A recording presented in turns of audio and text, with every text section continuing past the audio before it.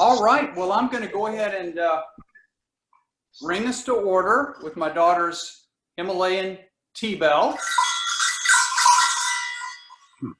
That's a little different than our normal bell there. Welcome, everybody, to our June 15, 2020 meeting of the Rotary Club of Raleigh. We're so glad to have so many of you joining us today. I think at last count, we were at 44 and headed probably to 50 joining us today. We've got a great program today. We're going to be presenting the Vocational Service Leadership Award, and we're also going to have the four-way test essays by the winners from Martin Middle School. So going to be a great meeting. Just want to welcome everyone and remind everyone that in these times of troubles, Rotary serves a purpose of unity and healing as we reach across all divides to provide service to our fellow men and women and children all over the world, seeking to eradicate poverty, disease, hunger, homelessness, and to make the world a better place. And that's what we're all about. And we remain an inclusive organization seeking membership from all who desire to provide service to their fellow men and women. So welcome today, and we'll now turn the program over to Charles Edwards, who will give our invocation. Thank you, President Jim. Good afternoon, everybody. I've selected a poem about strength and courage. I think it's something that we definitely need to think about in these troubling times. Unfortunately, the author is unknown. The title of the poem is "It Takes Courage." It takes strength to be firm.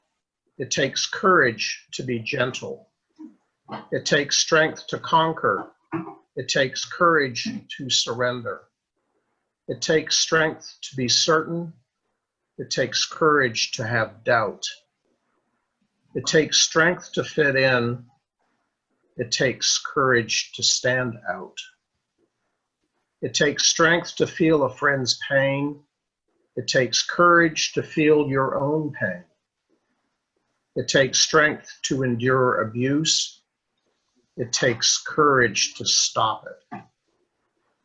It takes strength to stand alone. It takes courage to lean on one another. It takes strength to love. It takes courage to be loved. And it takes strength to survive. It takes courage to live. Please join me in the pledge. I pledge allegiance to the flag of the United States of America and to the republic which it stands, one nation under God, indivisible, liberty and justice for all. And with that, I'll pass it back to Linda, who can probably see if we have any guests on the call today. We do have several guests here for the four-way test, so I don't know if Nicolette would like to introduce them or wait until they are introduced as part of the program. I will go ahead and wait until they're introduced as part of the program. I think some of them are going to be here closer to the 1 o'clock hour. Okay. All right. That sounds good. And then, of course, we do have a special guest, Bill Simpson, that we haven't seen for a while. And then, of course, we have Doug McMillan, who will be receiving an award shortly. So welcome to them. Right. All right. Thank you, Charles. Yes, courage and strength. We need those qualities in spades during this time. And thank you for that wonderful invocation.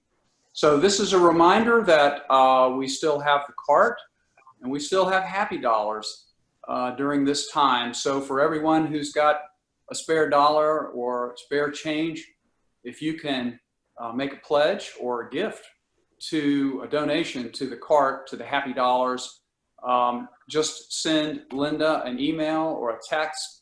She'll add it to your bill so it's completely painless.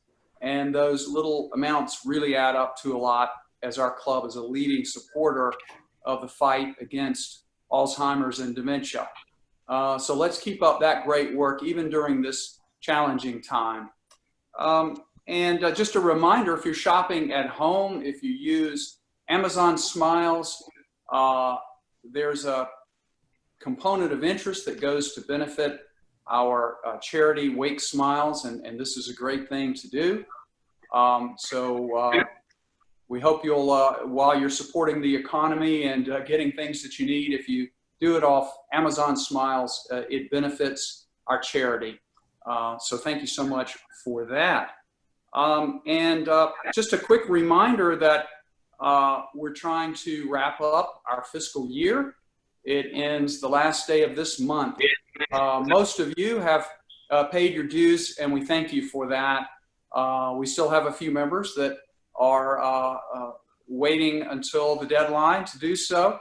It'll make our treasurer, Tom Packer, very, very happy if you'll go ahead and take care of that today or this week, so he can wrap up the books and we can complete our budget for next year, our planning for next year. That'll be a great help. Thank you for that. And let's see. So we may have an update from the foundation if Eric Larson is on. Was Eric able to join us? Good morning, Jim, and hello, fellow Rotarians. Just a quick addition to what Jim had to say, and then an update. When you're on Amazon Smiles, one of the options is also to make your Amazon Smiles donation go to the Rotary Club of Raleigh Foundation. So there are lots of good causes. If there are several you favor, maybe rotate through them as you're doing your online shopping and acquiring things. Just the quick update on the foundation, just a reminder of the good work that the foundation is doing during the time of pandemic. And that is, we made a $1,000 donation to the UNC Rex Healthcare Foundation, to the Salvation Army, to the Food Bank of Eastern North Carolina, and to the Dementia Alliance of North Carolina. We've heard back from all those organizations with their deep gratitude of us thinking of them during this time. And we will be presenting a check to the Rotary Club of Raleigh Dental Clinic, Wake Smiles, very shortly. And that is going to be a little bit over $3,000, as I recall. So ongoing support of that important work that was really kicked off by the involvement of Rotary Club of Raleigh. And hats off to a number of people that have worked on that, including Bill McLaurin, who had the original vision for that project for us. So that's the update. Thank you very much, Eric.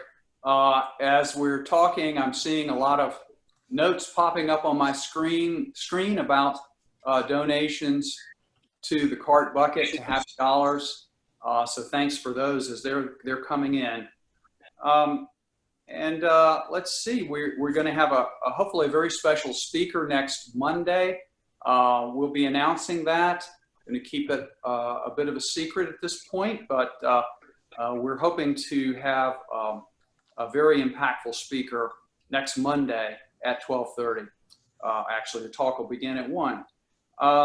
And so now, let's see, I'm going to turn the floor over to Christy because we have a very special event today in membership. All right. Hey, everyone. Just a really quick announcement first to remind you about our virtual social, which will be Thursday, June 25th at 5:30 p.m. So that's the usual night of our 5th meeting. I hope everyone's tuning in. We've had a really great turnout for the last 2. Got to hang out and have a beverage over Zoom, and hope all y'all can make it. So we'll be sending out a Zoom invitation for the week of, so keep a lookout in your inbox. And now our we'll be inducting a new member, Fred Sturhan. So I know he's signed on. We can go ahead and get him ready here. Yeah. All right. I'm going to spotlight his video. All set. Okay, well, fellow Rotarians, it is my privilege and pleasure today to welcome into membership Fred Sturhan, General Manager of City Club Raleigh. Fred is sponsored by Jim Dorset. His application has been reviewed and approved in accordance with our club constitution and bylaws.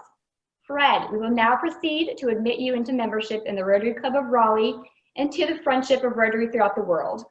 The ideal of Rotary is service, as our principal motto is service above self. And the object of this club is to encourage and foster this ideal as a basis of a worthy enterprise. We expect you to share in this effort. You've been approved for membership because we believe that you will be a worthy representative and that you are interested in the ideals of Rotary and willing to share in translating these ideals to action. You've agreed to accept the obligation of membership in this club and to obey this club's constitution and bylaws.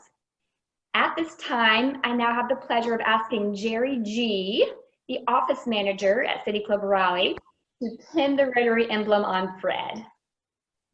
Yeah.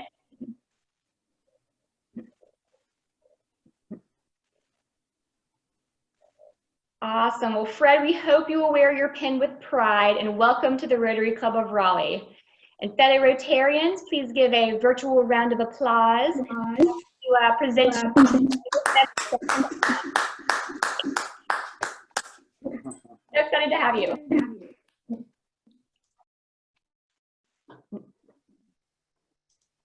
All right, and I can that is it for me today. All right, thank you, Christy. And just remember, our club is still growing. We have had a number of people express interest in joining us. As recently as today, I corresponded with another prospective new member. And so just continue to think about the club and your colleagues and friends and relatives who would enjoy being a part of our club, the great camaraderie that we provide, as well as the opportunities for service and learning. So keep those membership nominations coming to Christy. And also, if you care to volunteer for the Care and Comfort Subcommittee of Membership, send an email to Christy about that. All right, I am going to recognize Gina, who's going to explain to us the meaning, the history behind the Vocational Service Leadership Award that we're going to be presenting today. And then Gina will turn the floor briefly back over to me for an introduction of a special gentleman who'll be introducing our recipient of this year. So Gina, the floor is yours for the Vocational Service Leadership Award. Thank you so much, Jim. Valerie, next slide. Okay, so the driving force of Rotary is service above self. The vocational service is the second pillar of Rotary's 4 avenues of service. The concept of vocational service in Rotary calls on Rotarians to encourage and foster high ethical standards, recognition of worthiness in all useful occupations, and the understanding that each Rotarian's occupation is an opportunity to serve society. Next slide. Okay. Annually, the Rotary Club of Raleigh awards our Vocational Service Leadership Award to a worthy community leader. The purpose of this award is to recognize a non-Rotarian in the community who exemplifies integrity and high ethical standards in their vocation and uses their vocational talents to serve the community. Past award recipients have included Dr. Knox McMillan, Dr. Lawrence J. Wheeler, the late J. Gregory Poole, Jr., and Dr. William Dunlap. This year, we had 14 excellent nominations that were submitted by our club members. All the nominees had qualities that exemplified Rotary's motto of service above self. The nominations can only be made by active members of the Rotary Club, and we want to thank all of you who have submitted your names and profiles for consideration. The Vocational Service Leadership Award Review Board had a really difficult task in choosing this year's award recipient. Mark Hackett and I want to thank the Award Review Board members for their commitment and diligence in selecting this year's award recipient. For those that don't know, each recipient is presented with a Paul Harris Fellowship pin and certificate, along with a crystal plaque. The Paul Harris Fellowship Program was established in 1957 and is named after Rotary's founder, one of Rotary's founders. The recognized individual will have contributed to the sum of $1,000 either on his behalf or made by him. The contribution supports our annual fund, Polio Plus, and other approved foundation grants. Some of the meaningful projects include vocational training for teachers, water filters, toilets, and hygiene training to prevent disease in India, a scholarship for medical professors in Italy, peace building seminars for 200 teachers and 1,300 students in Uganda, to get mosquito nets and medical services to prevent malaria in Mali. Many other notable figures have been named Paul Harris Fellows. This includes US President Jimmy Carter, Russian President Boris Yeltsin, US astronaut James Lovell, and polio vaccine developer Jonas Salk. Our 2020 Vocational Service Leadership Award recipient has a long history of exemplary service to the Raleigh community. His name was submitted by Rotarians Mary Moss and Curtin Wardner. Thank you so much. I'm going to pass this off to Jim so he can introduce Robert McMillan. All right, Gina, that's a fantastic explanation of the Vocational Service Leadership Award, the history and what it's all about. And now I can't think of a more appropriate individual to introduce this year's award winner. The individual who will be giving the introduction is well known and dear to each of us. He is Robert McMillan. He is the Dean of the Bar in Wake County.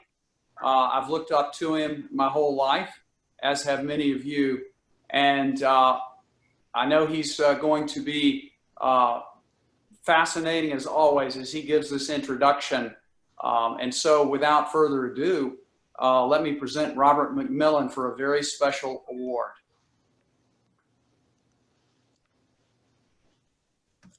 Doug, is your father there with you? He's not with me. I understood that my brother-in-law, Mark Benson, would be with him at the at Whitaker Glen. But sit right here. Can you hear us? Yes. All right. Here's Robert. You don't have him on video, but you've got him on audio. Great. Thank you, Mark. Well, I'm honored to have been asked to make remarks about Doug. Doug is one of my several favorite sons. He and my other son are all that a father could ask for. Doug is also an outstanding citizen in every respect. But I think the best way to present my remarks about Doug or to make my comments about Doug is simply to say he has always inadvertently followed the Rotary mandate, service above self. He never heard me make that remark about service above self, but Doug throughout his life has conducted a life, an honorable life, and service above self has been the lodestone of Doug's life, and I'm so proud of him.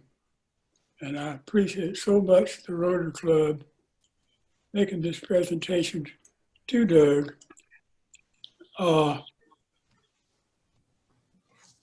I believe I've said enough. Service above self is the message I want to portray.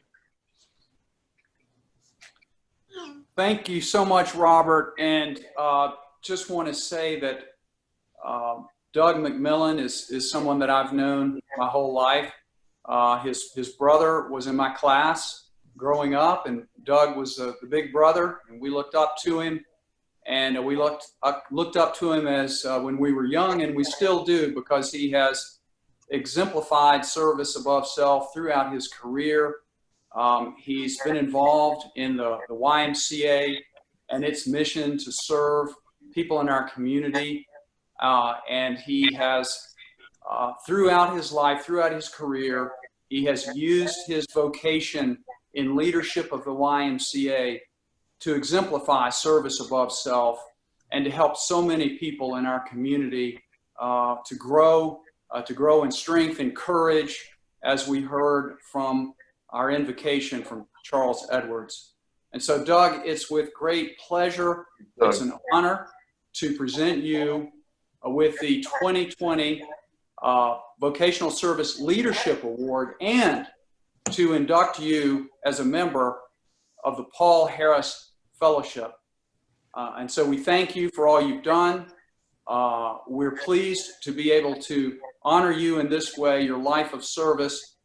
And you have many, many years left to continue to help others. And we look forward to following all that you do in the years to come. And if you're like your father, our dear member, Robert McMillan, you will continue to serve well past the century mark. So we thank you for all you've done, but look forward to all you're going to continue to do as your father continues to serve so well, so many. So thank you. Thank you, Jim. And two little tidbits of information. My father had a checkup last week and had his pacemaker double checked. He's got at least 15 more years on his battery in his pacemaker. Yeah, right. And then the other thing. 15 more years on his pacemaker battery. Yeah. Another thing that I was intrigued. I got a nice note from Reagan Weaver. I started working for the Y in 1968 as a dishwasher at camp. And standing right next to me for those 2 years was Reagan Weaver. We washed all the dishes at Camp Seafarer by hand. That was 2 great years down there. Then it's fun to bump into Reagan years later in Cameron Park and at the YMCA. I thank y'all very much, Jim. I appreciate it more than you know. But I also will say that any recognition of me is really a broad recognition of all the staff of the YMCA, and more than the staff of the YMCA, it's the volunteers who have led it for years. I see that Greg Poole was a former winner. There's no greater supporter of the Y than Greg. He chaired the campaign with C.B. Jones to build the Findlay Y and the Cary Y back in 1988 and 89. Those are the first Ys outside of the Beltline in Raleigh, and Greg was such a great friend. And then several years later, as we began our annual campaign, Greg was the first chair of the Y annual campaign, which allowed us to grow and expand service into all communities. And sort of with the capstone the last couple of years of the building of the Southeast Raleigh YMCA that many of you all are familiar with. And the work of the Y is more important now than ever before. The Y is like every organization that convenes people to do its work, like your Rotary Club. We're challenged right now in the world of COVID. How do you bring people together? But we've been running day camps for the service workers since the first week that the stay at home began. We've broadened the day camp now, and we're serving about 1,500, maybe 2,000 kids today. And we'll start more in the weeks ahead in day camps. And it's interesting, social distancing with 7, 8, 9, 10-year-olds, but it is working and it's doing well. Our outdoor pools and our indoor pools have opened this week too, but still membership is not there yet, but it's coming. But with all the challenge of COVID, really the greater challenge right now may be social responsibility and equity. And we're convening conversations all throughout the Triangle, supporting one of our staff members, James White, is supporting as a leadership coach and a community conversations leader, the Minneapolis YMCA. And they have been huge challenges, you can imagine. James has been a rock with them. Another challenge we've had right now is where Reagan and I started years ago at Camp Seafarer. We're having to modify programs this summer, but there are going to be some exciting programs. We'll be beginning family camp programs every week in July and the first 2 weeks of August, which will be a fun pivot on how we provide service. And at Camp Seafarer, we're providing a leadership program for 14, 15, and 16-year-old kids that want to take the advanced classes in sailing and power boating so that they can aspire to be counselors at camp in future years. Again, Jim, thank you. Again, a recognition of the Y's of me is a recognition of the Y and all the contributions there. And it's a recognition of the volunteers and people that have built the Y to what it is today. So thank you very much. I appreciate it. You want me to open the present? I got a beautiful present right here. Yes. Yes, please. Okay.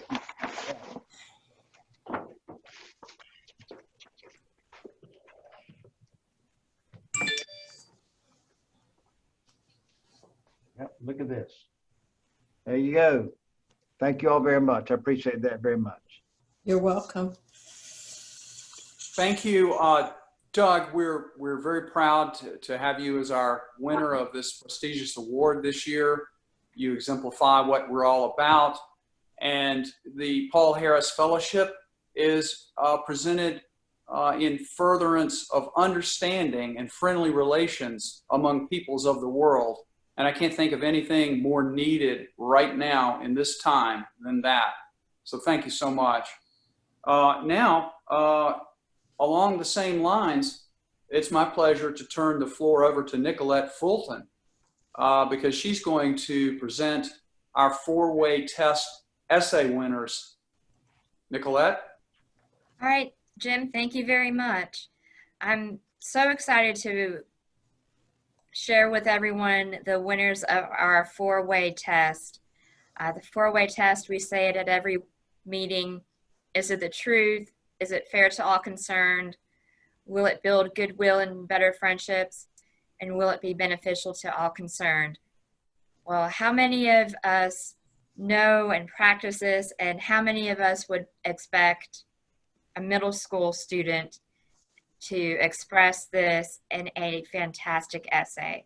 We have 3 middle school students who have done so, and very well written, vulnerable, strong, confident essays that we had the privilege to read, and they are here virtually with us today.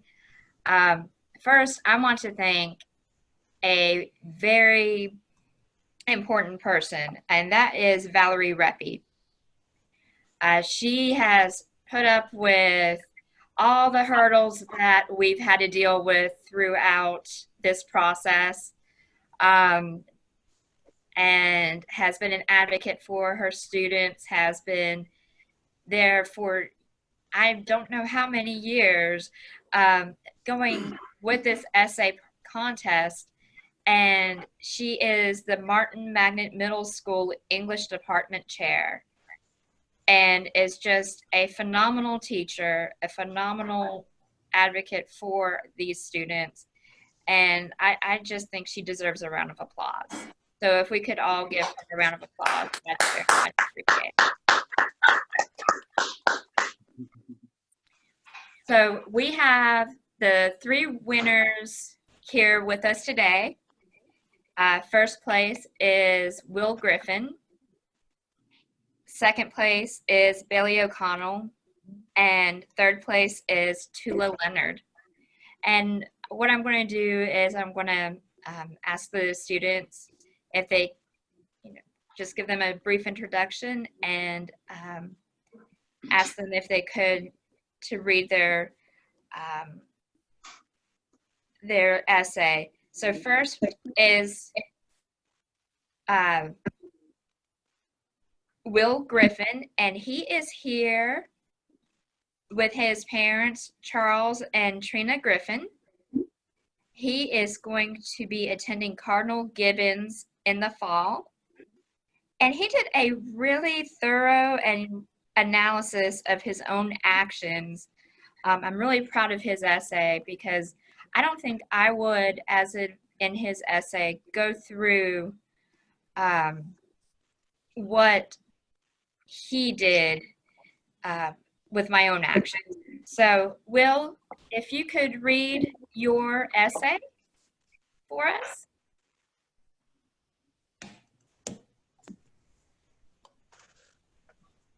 Okay. Hi, I'm Will. So this is the essay I wrote. If you don't mind, is it okay if I turn my camera off? Oh, absolutely. Okay. So recently I created a social media account without my parents' permission. All my friends have them, and it seemed like a good way to stay connected, but it can also be a negative space where people go just to vent their feelings. One day I was outraged because my parents didn't let me do something, so I ranted on Twitter about my situation. My parents discovered the tweet and the account that I created without their permission, and they grounded me.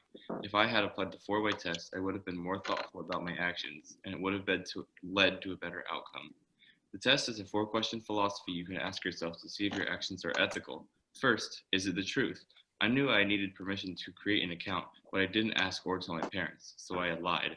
Second, is it fair to all concerned?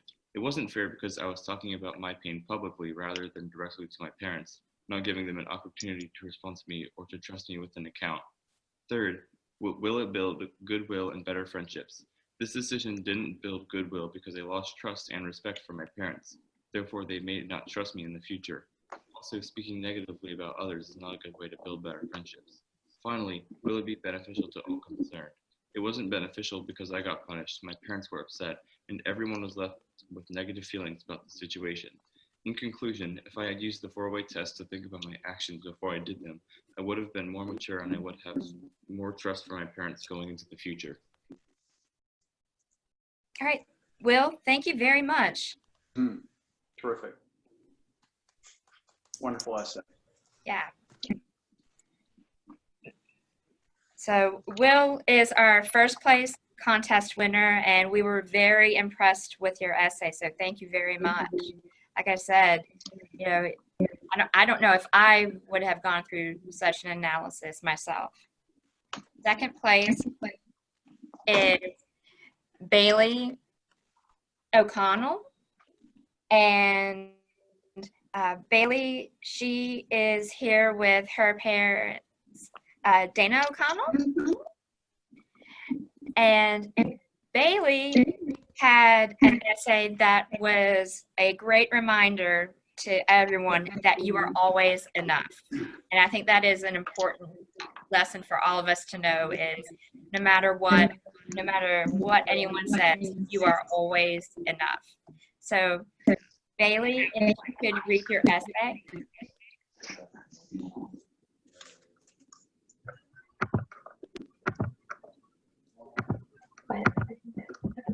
Did you unmute? Yes. Alrighty.